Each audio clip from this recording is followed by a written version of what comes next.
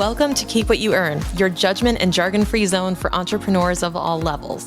Get ready to learn how to scale your business, save money in taxes, and create a business that grows your wealth. If it feels like the financial side of business is like eating your vegetables, well then think of this podcast as the ranch dressing to make the process a little more enjoyable. My name is Shannon. I'm a CPA and business owner on a mission to simplify money and empower others through knowledge. I hope this episode inspires you to take action, but remember that the information we share is for educational purposes only and is not individual tax advice. Now that we got that out of the way, let's start the show.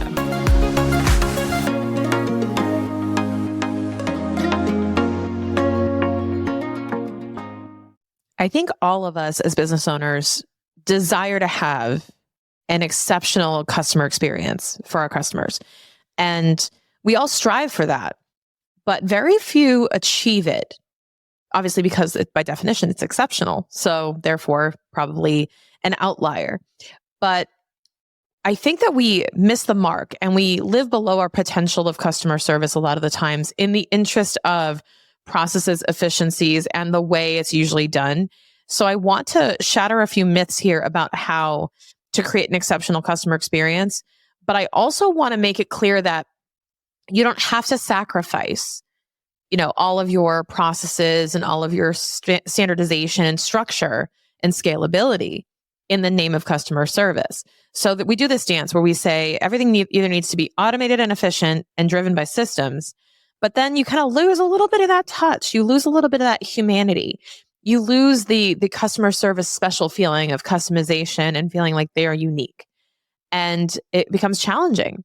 And on the flip side, you may have a really high touch service that's really customized, but then that becomes unscalable. So how do we dance in between these two things? How do we balance it out in the middle?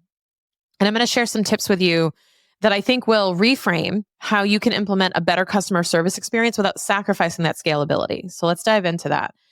First of all, I believe, and I'm going to assume that we're talking about a service-based business, but we can talk about products as well. This applies to both. But the universal example is typically a service because of the ability to have customer service, customer experiences, and to create more flexibility with the customer experience with services and to be able to adapt to them. So I'm going to use that as an example, but you can absolutely apply this to products. So let's talk about the first thing that I always recommend, which is ask yourself when you sign on a client, ask yourself how you can get them a quick win. And by a quick win, I mean instant gratification or a short-term minor success. So what is the first milestone? What is the first thing that they're going to be able to accomplish with you? As opposed to maybe investing a lot of time into a bigger result, what can you do that will make them so happy they hired you as fast as possible? And I don't mean cutting corners. I don't mean cheating your way to this. I'm figuring out, okay, what is the quickest win we can get? And I'll use our example. So most often when someone comes in for a CFO service, there's typically one thing that's like really itching, like really annoying them. And in some cases, it might be a tax issue. Depending on the time of year we're in, it could be a tax issue. It could be cash flow crunches. We might identify that there's like one particular priority that they want to focus on. And so what we will do, which sounds so silly, is that we will almost make onboarding a side project in some cases, and we will dive headfirst into one particular issue. So we will spend a couple of weeks. In this case, I have a client that I'm onboarding right now that we are focused on getting their S-Corp set up with a retroactive election to 2023, January 1. And what I mean by that is we are trying to set them up for their S-Corp so that they can use the S-Corp for all of 2023. So to do that, we need to do that first. That is a top priority.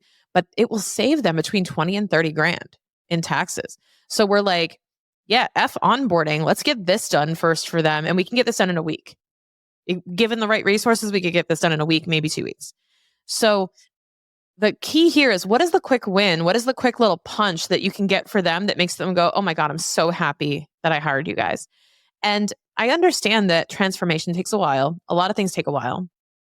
But identify an element of what you do, whether it's producing something in a quick deliverable for them or summarizing what you've learned about them, giving them a deliverable that is tangible, but also valuable. Don't do it for the sake of doing it.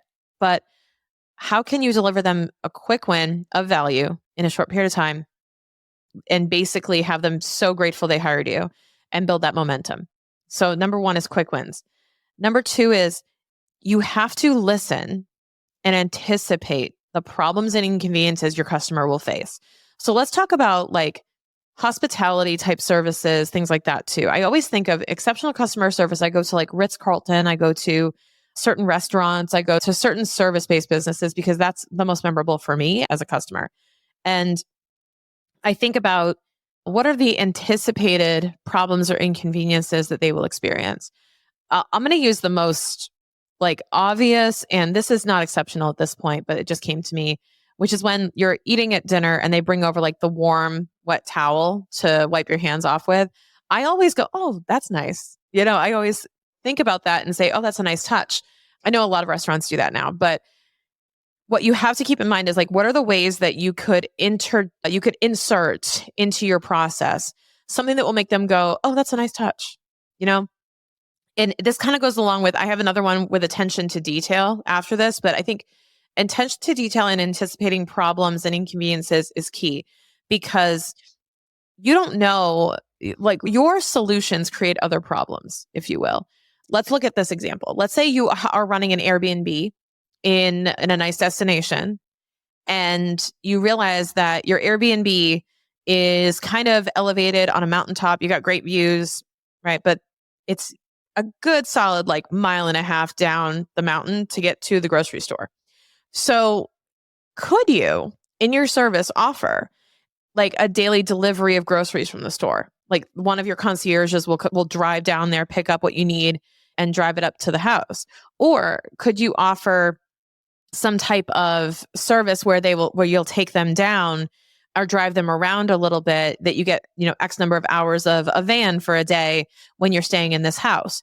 What I'm saying is that they're anticipating that, okay, we have this core offer, which is to use the home, but it creates a problem in that the person will have to rent a car or they will have to, find a means of transportation to get anything. They will also have to grocery shop, and it won't be walkable.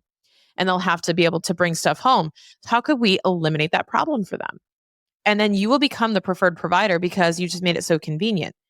And we have to start anticipating what are the problems that our customer will have and how can we get around it, get ahead of it and address it head on. So anticipating problems and knowing that there will be a challenge in their way, and how do you clear as many challenges out of the way as possible?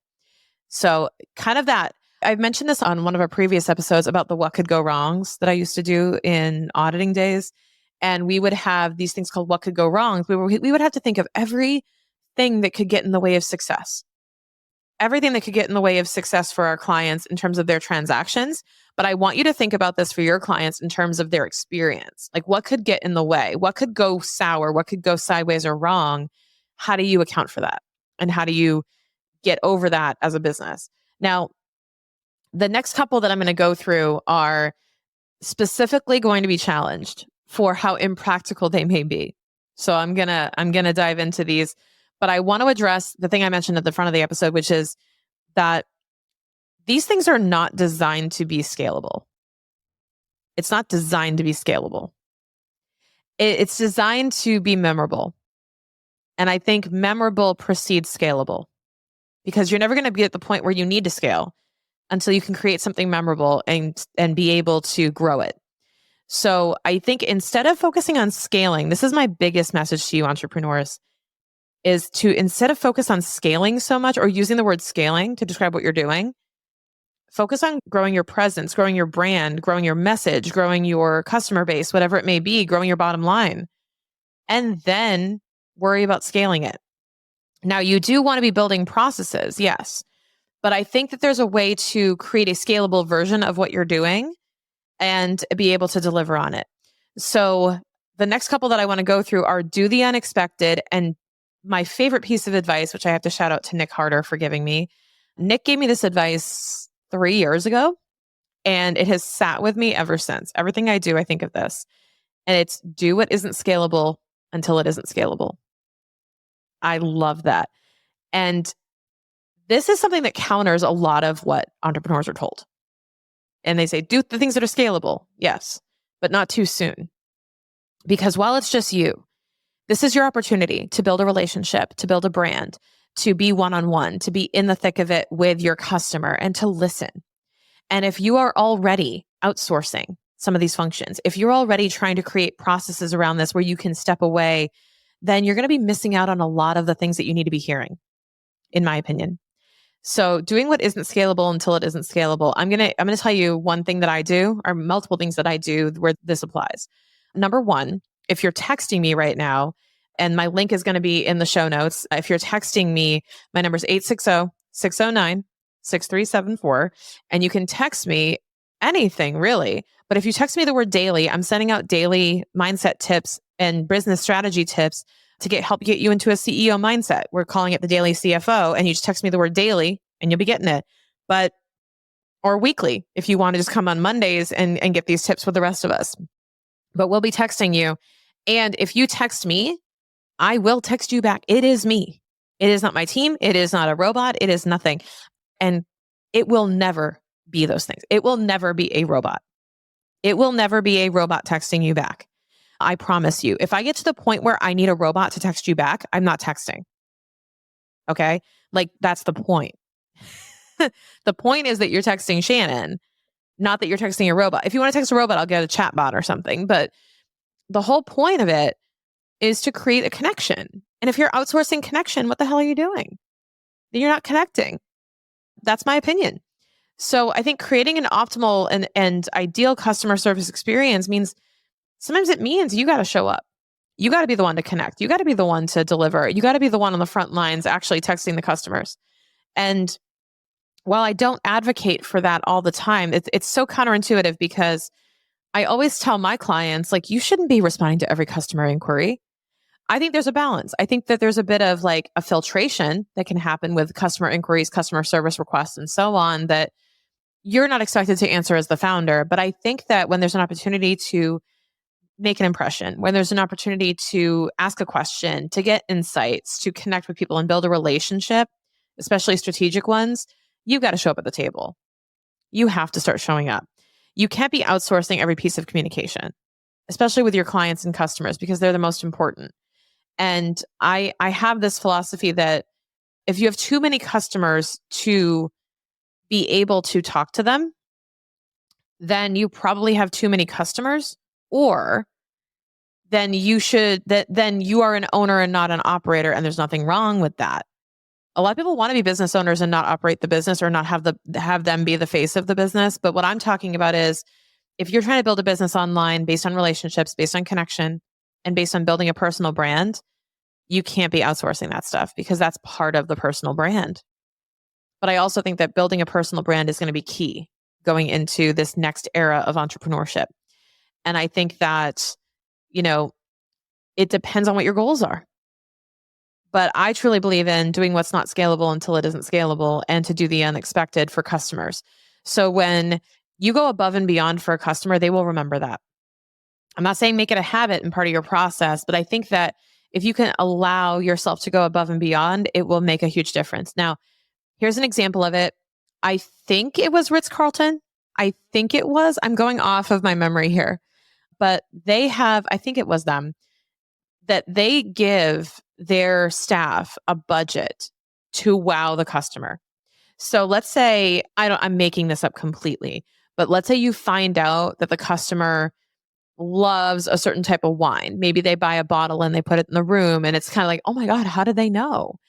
Or they call, like they find out something about the customer and then they can call, their friend or a place that they go or a place in their city or something. Like, first of all, kind of creepy. Number two, it's really interesting how much we can stalk each other now. Like if you go on my Instagram or you check my stories, you might know like, okay, I know what kind of wine Shannon likes. I know she loves dogs. I know this and this about her.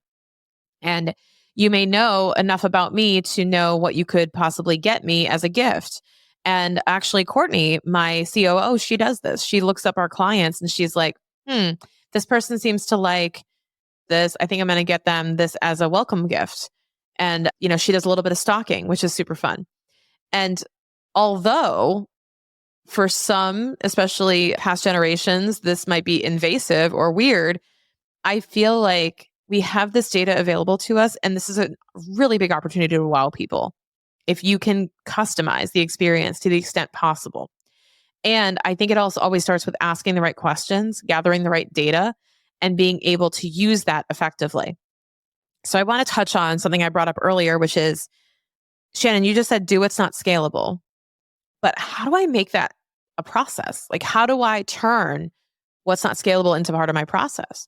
So here's the integration. I'll use us as an example with my texting.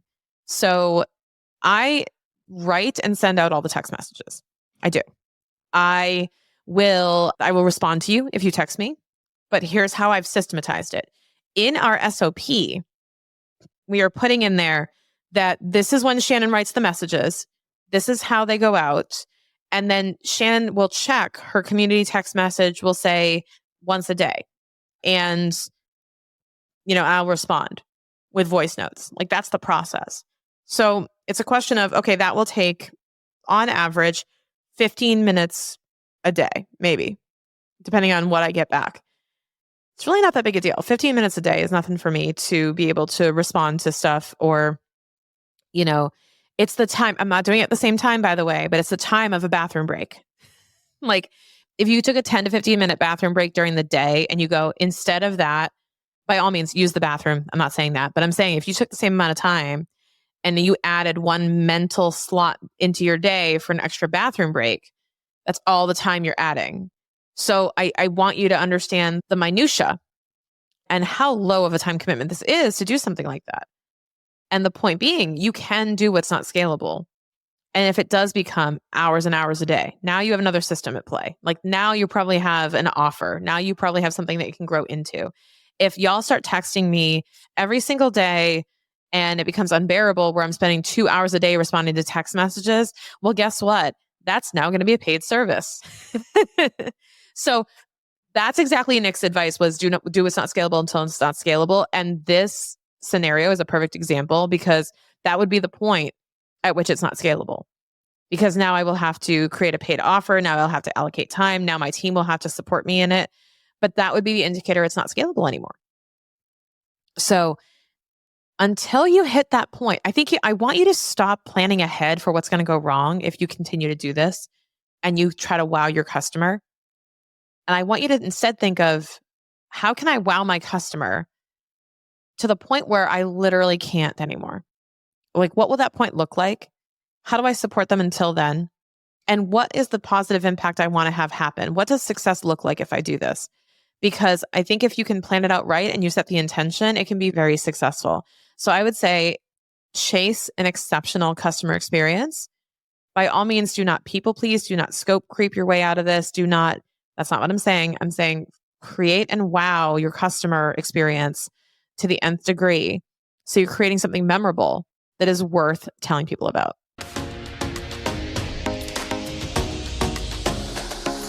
Sometimes don't you wish you could just Google or ask ChatGPT what is deductible for your taxes? I wish it were that easy, but the truth is that deducting something can really vary, and it's really hard to get a straight answer for your business in particular. But I made something to help. My free tax deduction guide walks you through hundreds of example tax deductions that can apply to your business, along with a mini training on what actually makes something deductible, so you can add more to your list and cater it to your specific industry or type of business. This is all for free, and it's at the link in the show notes. Go check it out.